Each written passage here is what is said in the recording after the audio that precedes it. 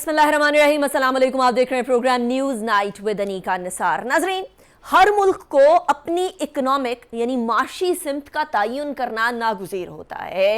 हर मुल्क के अंदर अल्लाह ताला ने कुछ ज़खायर दिए होते हैं और कुछ अक्ल फ़हम दी होती है। उन दोनों के इम्तज़ाज से ममालिक तरक्की किया करते हैं, आगे बढ़ा करते हैं, और पाकिस्तान को भी अल्लाह ताला ने ज़खायर से माला माल कर दिया। शायद हम प्लानिंग के अंदर इस कदर लैग कर गए कि आज 74-75 साल के बाद हम सोच रहे हैं कि हमारी माशी सिमत क्या होनी चाहिए। आज भी हम IMF से कर्जा लेते हैं तो कुछ सुख का सांस मिलता है, लेकिन असल में वो गले का फंदा बनकर आहिस्ता आहिस्ता कसता चला जा रहे हैं।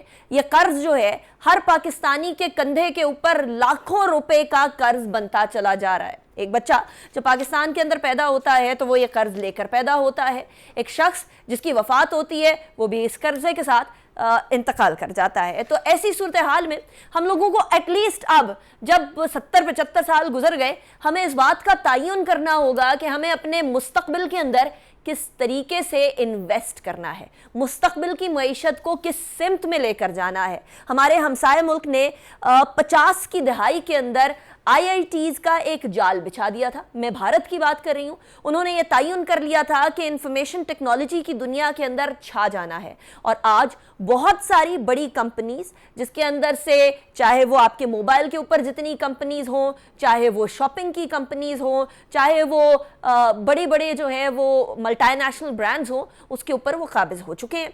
उसके अलावा बांग्लादेश हमसे जुदा होने के बाद ये तयन कर चुका था कि गारमेंट्स की दुनिया के अंदर उसने बादशाह बनना है, और आज गारमेंट्स की दुनिया के अंदर बांग्लादेश का एक अपना मकाम मौजूद है। इसी तरीके से पाकिस्तान के बहुत सारे जो 5 साला प्लान्स की हम बात किया करते थे वो दूसरे ममालिक लेकर आगे बढ़ गए, लेकिन हम वही प्लान्स को अपने हाथ में थाम के शायद रद्दी की टोकरी में फेंक बैठे, उसके ऊपर इम्प्लीमेंट नहीं कर सके। अब सवाल ये पैदा होता है कि आज अगर हम लोग अपने फ्यूचर में इन्वेस्ट करें और अपनी मईशत की सिमत का तयन करें तो वो सिमत किस जगह जानी चाहिए। मंजिल हमें मालूम है, मुस्तहकम पाकिस्तान, माशी तौर पर मुस्तहकम पाकिस्तान, लेकिन उस मंजिल तक हमने कौन सा रास्ता इख्तियार करना है, ये इंपॉर्टेंट सवाल है जिसके ऊपर आज हम डिस्कशन करेंगे। मेरे साथ जो मेहमानान मौजूद हैं मैं उनका तारुफ करवा दूं। हमारे साथ डॉक्टर सलमान शाह साहब मौजूद हैं, जो कि फॉर्मर फाइनेंस मिनिस्टर रह चुके हैं, इकॉनमी की दुनिया में जाना माना नाम है। बहुत शुक्रिया डॉक्टर साहब, आपने हमें ज्वाइन किया। हारून शरीफ साहब हमारे साथ मौजूद हैं, बोर्ड ऑफ इन्वेस्टमेंट के सरबराह रह चुके हैं, जानी मानी शख्सियत हैं, इकॉनमी के ऊपर अबूर रखते हैं। बहुत शुक्रिया हारून साहब, आपने भी हमें ज्वाइन किया। अशफाक तोला साहब हमारे साथ मौजूद हैं, ये भी इकॉनमी की दुनिया के अंदर जाने जाते हैं, पहचाने जाते हैं, नाम रखते हैं। बहुत शुक्रिया, आप तमाम के तमाम इकोनॉमिस्ट हैं। मैंने कहा आज ये डिस्कशन कर ही लें कि 75 साल के बाद भी हम लोगों ने सियासत की बिकरिंग के ऊपर ये गुफ्तगू करते रहना है, या हमने इस बात का तयन करना है कि हमने किस सिमत जाना है या नहीं। डॉक्टर साहब, स्टार्टिंग फ्रॉम यू, हमारे हमसाया ममालिक की कुछ मैंने मिसाल दी। पाकिस्तान के अंदर कभी एक सिंगल इंडस्ट्री या सिंगल माशी सिमत का तयन का सोचा भी गया, या हम इधर उधर हर दीवार के अंदर ही टक्कर मारते रहे लेकिन किसी के अंदर अबूर हासिल ना कर सके? देखिए, ये पाकिस्तान की हिस्ट्री में आई थिंक के आए हैं जहां पाकिस्तान अपना तयन कर सकता था, एक डायरेक्शन का एक विजन बन सकती थी, लेकिन वो नहीं बनी। सबसे पहले अगर मैं जाऊं 70 साल पहले तो नहीं जाऊंगा, लेकिन 90s का ईरा है। आपको पता है कि एक हुकूमत आती थी, दूसरी हुकूमत फिर उसको गिराती थी और नई हुकूमत बनती थी, तो हर एक ने 2-3 बार हुकूमत की। पर्टिकुलरली आपकी जो 2 मेजर पार्टीज़ हैं, पीपल्स पार्टी और PMLN, ये 2-2 साल 2.5 साल रहे और उसके बाद इनको फारिग कर दिया जाता था। उसके बाद फिर एक जंग अमेरिका ने शुरू की जिसको वॉर ऑन टेरर कहते हैं, और फिर उसमें पाकिस्तान को भी रिक्रूट कर लिया गया, और जब वो पाकिस्तान उसमें रिक्रूट हुआ तो पाकिस्तान ने फिर दोबारा से अपनी सिमत जो है वो जियो पॉलिटिक्स की तरफ रखी, जियो इकोनॉमिक्स की तरफ वो नहीं आया जिस हद तक आना चाहिए था। और जब प्रेसिडेंट मुशर्रफ के वक्त में खासी रिफॉर्म्स वगैरह तो हुई थी, لیکن اس کے بعد جو اگلا پیریڈ آیا 2008 سے لے کے 2018 میں، اس میں تمام جو تھوڑی بہت ریفارمز تھیں وہ ریورس کر دی گئیں، اور پاکستان دوبارہ وہ 90 کی دہائی کی طرح کی سیاست میں چلے گیا، جس میں پہلے تو پیپلز پارٹی نے 5 سال لگائے، اور وہ 5 سال میں پاکستان کی جو آپ نے بات کی انویسٹمنٹ، جو مشرف صاحب کے زمانے میں کوئی 24% جی ڈی پی کا ہو گئی تھی، رائٹ وہ گر کے تقریباً 12% پہ آ گئی، رائٹ اور اسی طرح کام چلتا رہا، اور جو ریفارمز کرنی تھی، ایف بی آر کی ریفارمز کرنی تھی، یا انویسٹمنٹ کلائمیٹ کی ریفارمز کرنی تھی، ٹھیک زبانی طور پہ تو ہوئی لیکن ایکچوئل فیکٹس نہیں تھے۔ اس صحیح کے بعد جب پی ایم ایل این آئی تو پی ایم ایل این نے بھی ایک آئی ایم ایف پروگرام کیا، لیکن اس میں بھی کوئی خاص ریفارمز کا پہلو نظر نہیں آیا، بلکہ اس وقت ہم نے بہت سے قرضے بھی لیے، اور پاکستان کے قرضوں کی جو ریشیو تھی وہ اتنی انسسٹینیبل لیول پہ پہنچ چکی کہ اس کی آج بھی ہم اسی سے کر رہے ہیں۔ ڈاکٹر صاحب I am sorry I have to cut you short over here, مجھے ہارون شریف صاحب کی طرف بھی جانا ہے۔ ہارون شریف صاحب، ایک طرف تو وہ ڈاکٹر صاحب نے جو اشارہ کیا ہے کہ ہم لوگوں نے سوچا کہ امریکہ شاید جو ہے وہ ہم لوگوں کو ٹیک کیئر کرے گا، ہم یا تو کسی کی طرف دیکھتے رہے ہیں، یا قرض دینے والے اداروں کی طرف دیکھتے رہے ہیں، یا پھر ہم اس بات کا انتظار کرتے رہے ہیں کہ کوئی نہ کوئی مسیحا آئے گا۔ پہلے ہم لوگ امریکہ کی طرف دیکھتے تھے، اب ہم کہہ رہے ہیں چائنا کسی طریقے سے سی پیک کے تھرو ہم لوگوں کو اکنامکلی اسٹیبل کر لے۔ کیا یہ lack of trust in your own self ہے، یا پھر سستی اور کاہلی ہے؟ کیونکہ ایسا نہیں ہے کہ ہمارے پاس ذخائر نہ ہو۔ اگر ہم یو اے ای سعودیہ کی طرف دیکھتے ہیں تو ان کے پاس تیل کے ذخائر تھے، ذخائر تو اللہ تعالیٰ نے ہمیں بھی بہت سارے دیے ہیں، لیکن ہم نے تو ایکسپلور کرنے کی بھی کوشش نہیں کی، الٹا جو ممالک باہر سے آتے ہیں وہ بہت ساری جھولیاں بھر بھر کے چلے جاتے ہیں یہاں سے۔ دیکھیں ہمارا مسئلہ کیا ہے، معیشت کا سٹرکچر ایسا ہے کہ ہم سسٹین نہیں کر پاتے ہیں گروتھ کو، ہمارا ایک فنڈامنٹل ایشو ہے۔ کوئی تقریباً 20 لاکھ لوگ لیبر مارکیٹ میں ہر سال آتے ہیں، نوجوان، ان کو ڈگنیفائیڈ ہم نے فیوچر دینا ہے، ایکسپورٹ کا سٹرکچر ریویمپ کرنا ہے تاکہ ہمارا کرنٹ اکاؤنٹ کا جو کرونک امبیلنس ہے وہ دور ہو سکے۔ بہت سی چیزیں ہیں، لیکن یہ 3 فنڈامنٹل میں ہائی لائٹ کرنا چاہ رہا ہوں جو کسی بھی حکومت کو ترجیحات میں رکھنے کی ضرورت ہے۔ ہمارے پاس ماڈلز موجود ہیں، میں نے اب ایشیا میں خود دیکھا ہے کہ 15 سے 20 برس میں ممالک نے اپنے آپ کو ٹرن اراؤنڈ کیا ہے، تو یہ خوش آئند بات ہے۔ ایون ابھی آپ دیکھیں ریسنٹ ایگزامپل، چھوٹا سا ملک ہے کیمبوڈیا، وہ بڑی تیزی سے اپنے آپ کو ٹرن اراؤنڈ کر رہا ہے۔ ازبکستان جو تھا ایک کلوزڈ اکانومی تھی، اوپن اپ ہو گئی ہے۔ یہاں جو سوچنے کی بات یہ ہے کہ ہم نے، جیسے ڈاکٹر سلمان شاہ نے اشارہ کیا، ہم نے اپنے اداروں کو اس اسٹرکچرل چینج کے لیے تیار نہیں کیا۔ اور میں 1-2 مثالیں دیتا ہوں، جیسے پلاننگ کمیشن ہے، اگر آپ آج ہندوستان کے پلاننگ کمیشن کو ویکیپیڈیا پہ ڈالیں تو وہاں آئے گا فارمڈ ان 1950 کلوزڈ ان 2014۔ سو دنیا نے یہ کیا جو چیزیں ریلیونٹ نہیں رہی، سینٹرلائز پلاننگ ختم ہو چکی ہے دنیا میں، ہمیں ایک بڑا ماڈرن ادارے چاہیے۔ اسی طرح ہمارے بہت سے ادارے ہم نئے ادارے بناتے ہیں، ایگزسٹنگ میں صلاحیت پیدا نہیں کی، اور کبھی چین کی طرف دیکھتے ہیں، کبھی امریکہ کی طرف دیکھتے ہیں، کبھی ورلڈ بینک کو دیکھتے ہیں، کبھی آئی ایم ایف کو دیکھتے ہیں۔ سو کی انکمپیٹنس کا فیکٹر آ چکا ہے، لیکن ہمارا جو کمپیریٹیو ایڈوانٹیج ہے اگر آگے جانا ہے تو وہ ہمارے 3-4 ہی ہیں۔ ایک تو ہمارا ویلیو ایڈڈ ٹیکسٹائل ہے، ایمرجنگ ٹیکنالوجیز ہیں، انفارمیشن ٹیکنالوجی ہے اگر ہم نے 4th انڈسٹریل ریولوشن کی طرف جانا ہے، اور ہمارا جو فیوچر آف جاب ہے وہ لیبر انٹینسو کی بجائے اب وہ چینج ہو گیا ہے، کیونکہ لوگوں کو مشینیں چلانی آنی چاہیے، دنیا اس طرف جا رہی ہے۔ رائٹ، اچھا اشفاق تولا صاحب، اپنے فیوچر کی بات کریں تو آبویسلی ابھی at this point in time 2022 کے اندر 22.8 ملین اسٹوڈنٹس ہمارے پاس موجود ہیں، ہر سال گریجویٹ ہوتے ہیں تقریباً 4,80,000 اسٹوڈنٹس، اور جن کو جاب ملتی ہے، ابھی بڑا اسٹارک اور بڑا عجیب سا ایک کمپیریزن ہے کہ 4,80,000 اسٹوڈنٹ آپ کے گریجویٹ کر کے نکل رہے ہیں، 1,72,000 کو جاب ملتی ہے، یعنی جو تقریباً 3 لاکھ اسٹوڈنٹ ہے پیچھے، ان کو کوئی جاب ہی نہیں ملتی ہے۔ تو ہم لوگوں کو اس طرف بھی کیا دیکھنا پڑے گا کہ ہم لوگ جاب اورینٹڈ گریجویٹس نکالنا بند کریں، اور انٹرپرینیوریل اورینٹڈ یا انٹرپرینورشپ کی طرف جو ہے وہ گریجویشن اس طرح کے گریجویٹس نکلیں جو کہ خود جا کر اپنا بزنس کرنا چاہے. اور آبویسلی جس طرف ہارون شریف صاحب نے بھی اشارہ کیا کہ انفارمیشن ٹیکنالوجی آئی ٹی کی سائٹ پر یہ آسان کام ہے کہ اپنا بزنس سیٹ اپ کیا جائے. کیا ہم لوگوں نے اس سمت کا تعین بھی کیا یا نہیں, یا اب بھی آپ کے خیال میں گورنمنٹ میں سوچ ہے یا ابھی بھی ستو پی کے سوئے ہوئے سارے؟ Thank you انیکا. بسم اللہ الرحمن الرحیم. آپ نے فرمایا کہ جی 4,72,000 گریجویٹ پاس ہوتے ہیں اور اس میں سے 1,70,000 کو نوکری ملتی ہے. تو انیکا مجھے صرف ایک چیز آپ سے, آپ have hand on your heart, مجھے بتائیں کیا ان گریجویٹس کو آپ گریجویٹ کہہ سکتے ہیں؟ کیا آپ کا تعلیمی معیار یہ وہی ہے جو کہ ہونا چاہیے تھا؟ سوال بہت آسان سا جواب اس کا ہے کہ نہیں, وہ سوال آپ کا بالکل پورا نہیں کرتا, وہ میرٹ پہ نہیں آتے.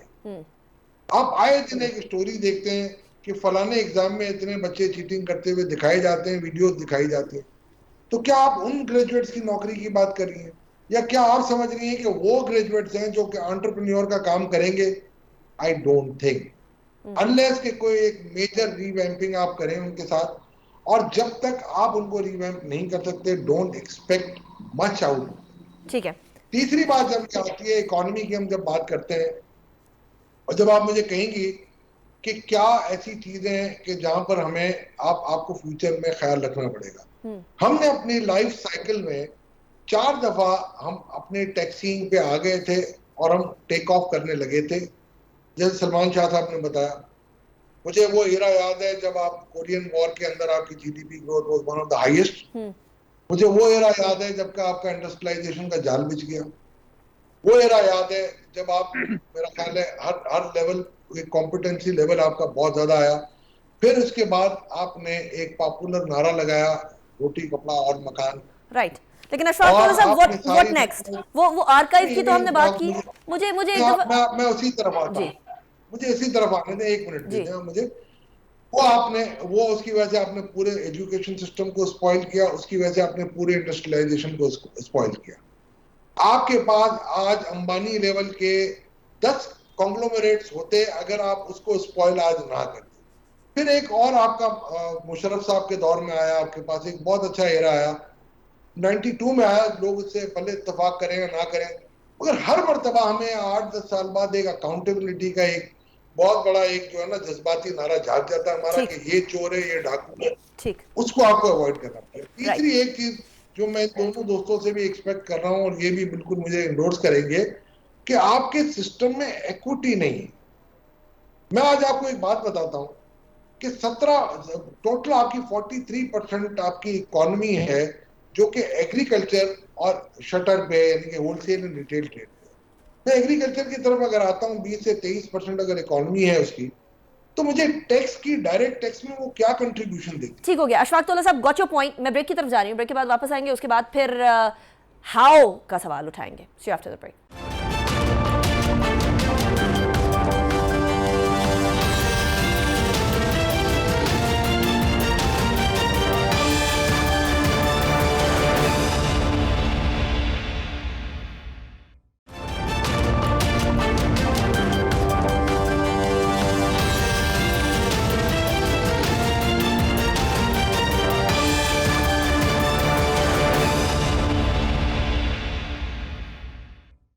Welcome back after break. Break پہ جانے سے پہلے ہم بات کر رہے تھے کہ ماضی میں کدھر کدھر گڑبڑیں ہوئی اور کدھر کدھر ہمارے پاس موقع تھا کہ ہم اپنے فیوچر کی سمت کو سیدھا کر سکتے.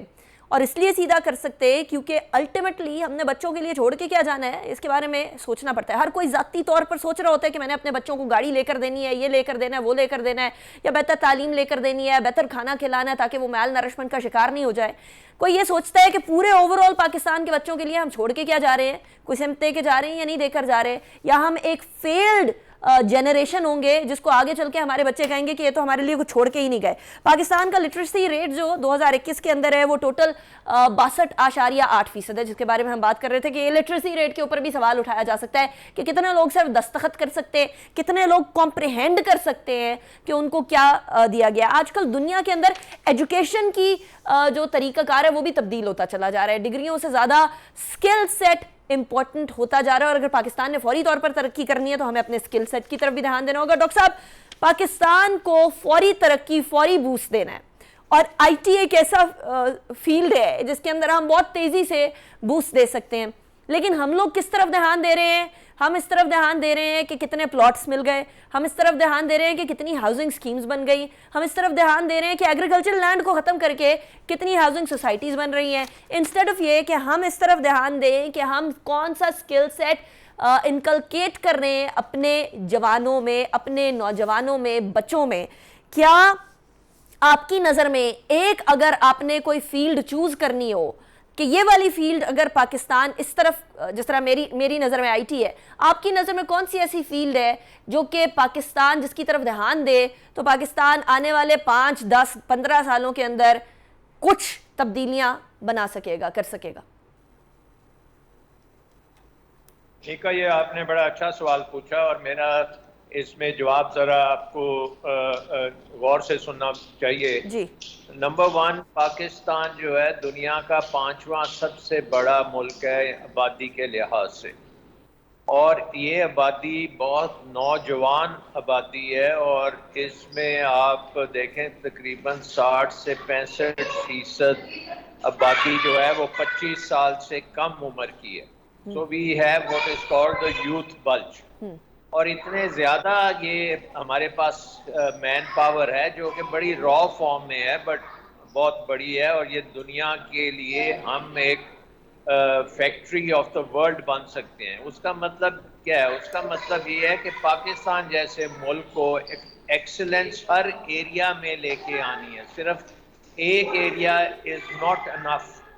We have to be excellent in almost every area. Right. اور تقریباً جس طرح سے چائنا کے ساتھ آپ دیکھتے ہیں کہ ہر قسم کی ویلیو چینز چائنا میں بن رہی ہیں, اسی طرح پاکستان میں بھی ایک منی چائنا کے طور پہ ہم ابھر سکتے ہیں. اس میں مثلاً اگر آپ جی ڈی پی کو بلیک باکس ہے, اس کو آپ اگر کھولیں گے تو ایگریکلچر تولا صاحب نے کہا 21% کے قریب ہے. تو ایگریکلچر میں جب آپ جاتے ہیں تو ہم دیکھتے ہیں کہ پاکستان کا بہترین انڈاؤمنٹ ہے, زمین بھی ہے, پانی بھی ہے, موسم بھی ہے, ہر چیز ہے, لیکن تحقیق نہیں ہے, بیج نہیں ہے, سسٹمز نہیں ہے, انفراسٹرکچر جو ہے وہ پراپر نہیں ہے, اور اس میں کوئی اتنا زیادہ ایفرٹ لگانی نہیں پڑتی. یہ چیزیں ہمارے پاس تھیں لیکن اب وہ نہیں ہیں, ان کو آپ کو ریوائیو کرنا ہے. تو آپ ایگریکلچر میں اس پورے خطے کی فوڈ ریکوائرمنٹس بھی پوری کر سکتے ہیں, اور نیوٹریشن ریکوائرمنٹس بھی کر سکتے ہیں, اور لائف سٹاک ڈیری وغیرہ وہ بھی کر سکتے ہیں. Right. دوسری بات, اگر آپ آ جائیں مینوفیکچرنگ کی طرف, مینوفیکچرنگ بھی ہمارے ملک کا تقریباً 20% کے قریب بنتا ہے, اور پاکستان میں آپ دیکھیں کہ کراچی سے لے کے گجرانوالہ تک, اور گجرانوالہ سے لے کے آگے پشاور تک بہت سے ایریاز میں بہت سے پروڈکٹس ہیں جس میں پاکستان ایک ہلکی سی ہم نے اس میں انگیجمنٹ کی ہے. مثلا سیالکوٹ میں ہم سرجیکل گڈز میں خاصے اچھے ہیں, گجرانوالہ میں آپ سیرامکس ہے, الیکٹرانکس ہے, یہ وہ, لیکن ان تمام میں ہم ایک بہت لو لیول ٹیکنالوجی پہ بیٹھے ہیں. اور انویسٹمنٹ, کیونکہ آپ بات کر رہے تھے, جی. ہماری انویسٹمنٹ ان ویلیو چینز میں بھی ہو سکتی ہے, اور ہم ایک بڑی جلدی اس کو اوپر لیول پہ لے کے جا سکتے ہیں. آپ نے دیکھا ہے کووڈ میں تھوڑا سا ہم نے ٹیکسٹائل پہ فوکس کیا, ایک ٹرف پروگرام ملا جس سے وہ ایکسپینڈ کیا انہوں نے ایکسپورٹرز نے, اور آپ کی ایکسپورٹس ٹیکسٹائل کی تھی جو ہے ٹوٹل پاکستان کی ایک دم اوپر جانی شروع ہوئی. تیسرا جو ایلیمنٹ ہے پاکستان کا سروسز ہے, جس میں آئی ٹی وغیرہ بھی شامل ہیں, اور اس میں آپ کی ٹورزم ہے, اس میں آپ کی انرجی سیکٹر ہے, بہت سے سیکٹرز ہیں, اور 60% جو آپ کی پروڈکشن ہے جی ڈی پی کا حصہ وہ سروسز سیکٹر ہے. صحیح. اور سروسز سیکٹر کو بھی ہم نے بالکل سپریس کیا ہوا ہے. اور ان ساری چیزوں میں جو کامن فیچر ہے وہ ہے ہماری بیوروکریسی کا رول. وہ ہمیں ماڈرنائزیشن کی طرف نہیں جانے دیتے. ہر موڑ کے اوپر ایک ہرڈل ہے, بلاک ہے, इन्वेस्टमेंट में रास्ते में बहुत से हर्डल्स हैं। ठीक हो गया। अच्छा, वैसे डॉक्टर साहब, आपकी बात का एक इन अ नटशेल, हर शाख पे उल्लू बैठा है, अंजामे गुलिस्तां क्या होगा वाला हाल है। अशफाक तौला साहब, डॉक्टर साहब ने कहा है कि सर्टन एक जो सेगमेंट है या एक इंडस्ट्री है उसके ऊपर ध्यान देने की बजाय हमें मल्टीपल इंडस्ट्रीज के ऊपर एट द सेम टाइम ध्यान देना होगा। लेकिन ये तमाम की तमाम इंडस्ट्रीज में मिलकर तब अच्छा परफॉर्म कर पाएंगी जब हमारा इंपोर्ट और एक्सपोर्ट का बैलेंस अच्छा होगा। फिलहाल हमारे इंपोर्ट्स ही इंपोर्ट्स हैं और बहुत शदीद इंपोर्ट्स हैं, और उसके अंदर एक बहुत बड़ा किरदार जो है वो इस चीज़ का है कि हम पेट्रोलियम मसनूआत बाहर से इंपोर्ट कर रहे हैं और उसकी वजह से हमारी मार्केट या हमारी इंडस्ट्री भी कॉम्पिटिटिव नहीं हो सक रही। बिजली हमारी महंगी है, गैस हमारी महंगी है, पेट्रोलियम मसनूआत हमारी महंगी, जिसकी वजह से हमारी इंडस्ट्री कॉम्पिटिटिव नहीं हो पा रही है।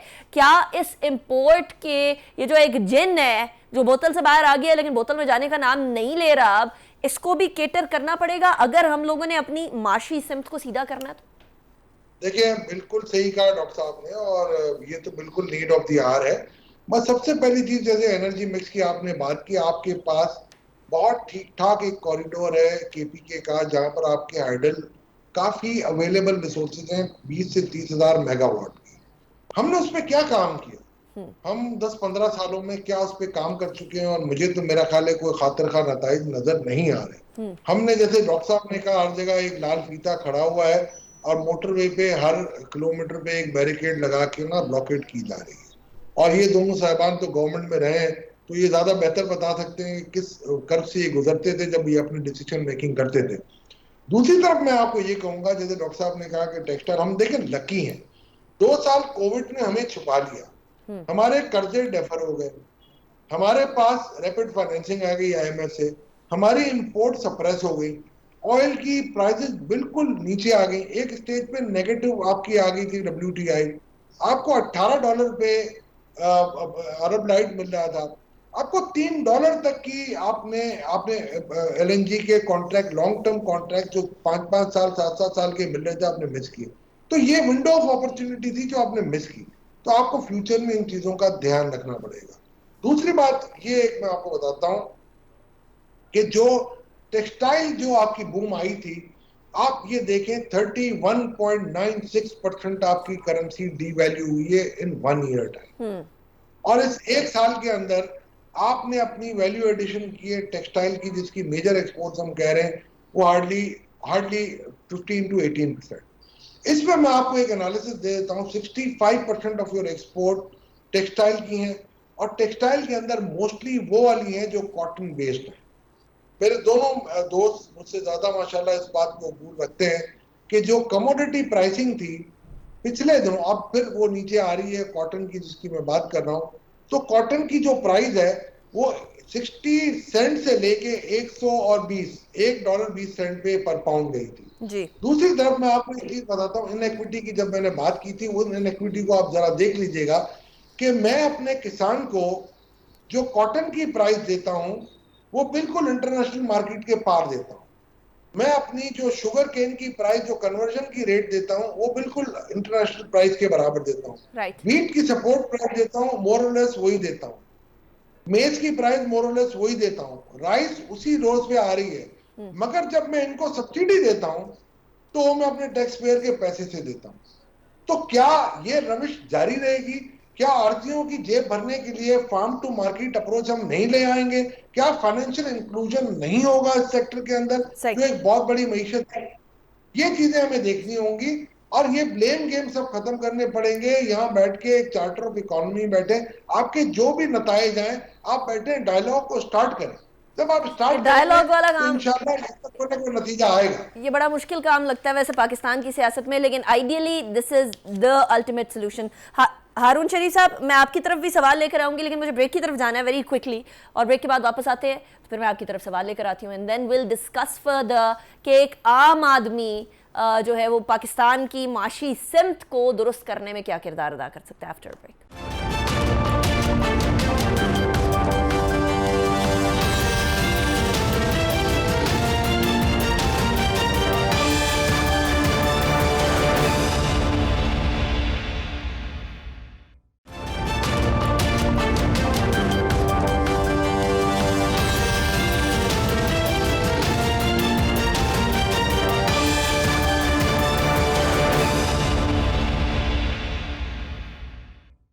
ویلکم بیک آفٹر بریک پہ جانے سے پہلے ہم بات کر رہے تھے کہ مسائل اصل میں کیا تھے، حل کی طرف بھی جانے کی کوشش کر رہے ہیں، حل بھی ڈھونڈ رہے ہیں کہ کون کون سی انڈسٹریز پاکستان کی جو پولیٹیکل سے ہٹ کے صرف اکانومی کو ایک ڈائریکشن مل جائے اس کی طرف لے کر جا سکتی ہے۔ ہارون شریف صاحب، ایک عام آدمی، ایک لے مین یا ایک سمجھدار آدمی اس سمت کے تعین کے اندر کوئی کردار ادا کر سکتا ہے، یا ہمیں صرف حکومت کی طرف ہی دیکھنا ہوگا کہ حکومت اگر پالیسی بنائے تو اس حساب سے سمت کا تعین ہوگا؟ یہ جو سارا ابھی گفتگو ہو رہی ہے، اگر آپ دیکھیے تو ہمیں کچھ ماڈلز دیکھنے پڑیں گے کہ ایشیا کے باقی ممالک نے یہ کیسے اچیو کیا ہے۔ دیکھیں، دنیا کا کوئی بھی ملک سب کچھ نہیں کر سکتا، سو ٹریڈ آفس ہیں جو ابھی جیسے سیکٹرز ڈیسائیڈ ہوئے ہیں، کہ جیسے ہم نے بات کی کہ ویلیو ایڈڈ فوڈ پروڈکشن ہے ایگریکلچر بیسڈ، آپ نے آئی ٹی کا ذکر کیا، میں نے ویلیو ایڈڈ ٹیکسٹائل کی بات کی، یہ جو سارے سیکٹرز ہیں جہاں ہمارا کمپیریٹیو ایڈوانٹیج ہے، اگر ہم نے ان کو آگے لے کر جانا ہے تو ایک تو سوال ہے یہ کون کرے گا۔ میں بالکل کینڈیڈ سوال پوچھ رہا ہوں، کیا سیاستدان کر پائے گا؟ ابھی تک تو نہیں کر پایا۔ کیا بیوروکریسی کر پائے گی؟ اس کی کیپیسٹی کے اوپر بھی ابھی کامنٹ کیا گیا ہے کہ وہ بھی نہیں کر، تو پھر یہ کون کرے گا؟ آئی تھنک فنڈامنٹل سوال یہ ہے کہ یہ جو ہماری حکومت ہے، اگر میں تھوڑا سا اس کو انالیٹیکل دیکھوں، ہم سب کچھ پروسیس کے اوپر کام کر رہے ہیں، ہم آؤٹ کم کو نہیں دیکھتے۔ ہر بندہ ایک پروسیس شروع کر دیتا ہے۔ سو لوگوں نے یہ کیا ہے، اگر آپ ایسٹ ایشیا کو دیکھیں، ان کی ایک بڑا فیمس ماڈل ہے، انہوں نے ایک پکنگ ونرز کا ماڈل دیا کہ جی اگر ہم نے ونرز کو سپورٹ کرنا ہے تو ریسورسز ادھر ڈائیورٹ کریں گے and let some unproductive industries and sectors die actually، کیونکہ ہم سب کچھ نہیں کر سکتے۔ جن کو ہم پال رہے ہیں، جیسے میں خلاف تو نہیں ہوں، لیکن آپ دیکھیے کار ہم بناتے ہیں، ہم نے آج تک ایک کار بھی ایکسپورٹ نہیں کی ہے، ٹھیک ہے؟ سو ہمیں اپنے آپ سے، عام آدمی کو یہ سوال کرنا چاہیے کہ کیا یہ وائبل انڈسٹری ہے فیوچر کے لیے؟ اسی طرح ہم شوگر بناتے ہیں، آج بھی چلی سے سستی شوگر ہم خرید سکتے ہیں۔ عام آدمی کو یہ سوال پوچھنا چاہیے کہ پاکستان یہ کام کیوں کر رہا ہے۔ اسی طرح ہمیں جو انڈسٹریز ہیں جو جاب کریٹ کرے، جیسے میں نے کہا، جو ایکسپورٹ اورینٹڈ ہو اور جو ہمارے معاشی ڈھانچے کو لانگ ٹرم سسٹین کر سکے۔ دو تین چیزیں ایسی ہیں جو ہمارے کرنٹ سٹرکچر میں مسنگ ہیں۔ First of all, financial sector کے اندر ہمارا، اگر آپ کو یاد ہو تو جتنے ڈیولپمنٹ بینکس تھے جو انڈسٹری کے لیے قرضہ دیتے تھے، وہ سب غائب ہو چکے ہیں۔ ہمارے پاس اس وقت لانگ ٹرم فائنینسنگ بنانے کے لیے کوئی ڈیولپمنٹ کا ادارہ ہے ہی نہیں، جبکہ ہر بینک میں، چائنا ڈیولپمنٹ بینک ہے، کوریا ڈیولپمنٹ بینک ہے، تھائی فارمرز بینک ہے۔ میں ان ساری اکانومیز میں جب دیکھتا ہوں تو مجھے نظر آتا ہے ایک تو بینکنگ سسٹم، کیونکہ بینکنگ خالی پیسے نہیں دیتا، وہ آپ کو مینیجریل سکلز بھی دیتا ہے۔ تو ایک تو اگر حکومت نے کوئی کام کرنا ہے پرائیویٹ سیکٹر میں، تو ان کو ان سیکٹرز کے لیے فائنینسنگ کے private sector governed solution financing کے نکالنے پڑیں گے۔ دوسرا ہے پالیسی میکنگ، یہ پالیسی کون بنائے گا؟ اس کے لیے ہمیں سپیس نکالنی پڑے گی کرنٹ سٹرکچر کے اوپر۔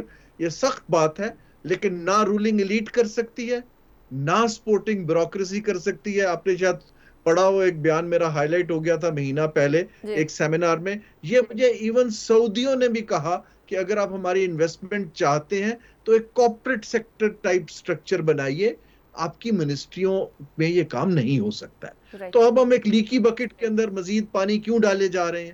تو ایک دو سخت فیصلے لینے پڑیں گے سمت کو ڈیسائیڈ کرنے کے لیے۔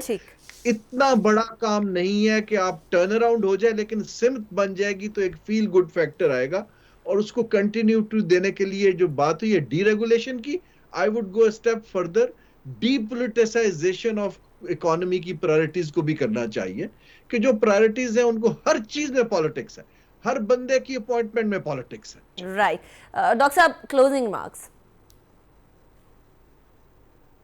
دیکھیں، آئی تھنک ارون نے بڑی اچھی بات کی۔ یہ جو سوال ہے کہ کون کرے گا، وہ کلیئرلی ہماری جو نظام ہے اس میں بیوروکریسی یہ کام نہیں کر سکتی، اور انفارچونیٹلی بیوروکریسی نے جتنے بھی قانون ہیں وہ بیوروکریسی کے ہاتھ میں زیادہ سے زیادہ پاور دیتے ہیں، اور وہ پاور استعمال کرتے ہیں سسٹم کو جکڑنے کے لیے۔ سو ہمارے لیے ڈی ریگولیشن بہت ہی ضروری ہے، اور پرائیویٹ سیکٹر کو آگے لانے کے لیے ہمیں ان کو ڈی ریگولیٹ، پہلے سٹیپ میں ڈی ریگولیٹ کرنا پڑے گا. رائٹ. دوسرے سٹیپ میں حکومت کو نکلنا پڑے گا بزنس میں سے. یہ جتنی پرائیویٹائز ہو آپ کر سکتے ہیں آپ کو کرنا پڑے گا. حکومت کا کام نہیں ہے کہ جا کے گندم فارمر سے خریدیں اور اس کو سٹور کریں اور پھر اس کو بیچیں اور بیچ میں خرد برد ہو اور ساری تباہی مچے اور آپ کی پرائسز جو ہیں وہ بالکل ریفلیکٹ نہ کریں ریالٹی کو. اس لیے آپ کو ڈی ریگولیٹ کرنا بہت ضروری ہے. دوسری بات جو ہارون نے کی کہ جو آپ کے ادارے آپ بنائیں ڈیولپمنٹ کے لیے بڑے پروفیشنل ہونے چاہیے، اور گورنمنٹ کی جو سپورٹ ہے فیسیلیٹیشن وہ بڑی ماہرانہ طریقے سے ہونی چاہیے. وہ وہاں پہ آپ ایک کرونیزم نہیں کر سکتے. دیکھیں کرونی کیپٹلزم جو ہے وہ آپ کے لیے تباہی بن جاتی ہے. رائٹ. آپ کو کمپٹیشن کو آگے لے کے آنا ہے، آپ نے پرائیویٹ سیکٹر کو آگے لے کے آنا ہے، ایون پلینگ فیلڈ دینی ہے، اور پھر ونر جو ہے وہ آٹومیٹکلی سامنے آ جائے گا. Survival of the fittest, and that is how economy will thrive. Dr. صاحب thank you very much. Doctor Salman Shah صاحب، ہارون شریف صاحب، اشفاق طلعہ صاحب، thank you very much. اب ہم لوگوں کو آگے کی سمت میں دیکھنا ہوگا. پیچھے کی سمت میں ہم نے بہت دیکھ لیا کہ ہم نے کیا کوتاہیاں کی، کیا غلطیاں کی. اپنی غلطیوں سے سیکھنا تو ضرور ہوگا، لیکن اگر آگے نہیں دیکھیں گے، اس کے لیے اپنی سمت کا تعین نہیں کریں گے، اس کے لیے طریقہ کار نہیں ڈھونڈیں گے، اپنی معیشت کی اور اپنی ڈیولپمنٹ کی ٹرین کی پٹری کو سیدھا نہیں کریں گے، تب تک ہم آگے نہیں بڑھ سکتے. اسی طریقے سے دوسروں کے در کے اوپر جا کر لون مانگتے رہیں گے اور اس طریقے سے ملک نہیں چلا کرتے. انیکا نثار کو اجازت دیجیے، اپنا بہت خیال رکھیے گا. اللہ حافظ و ناصر.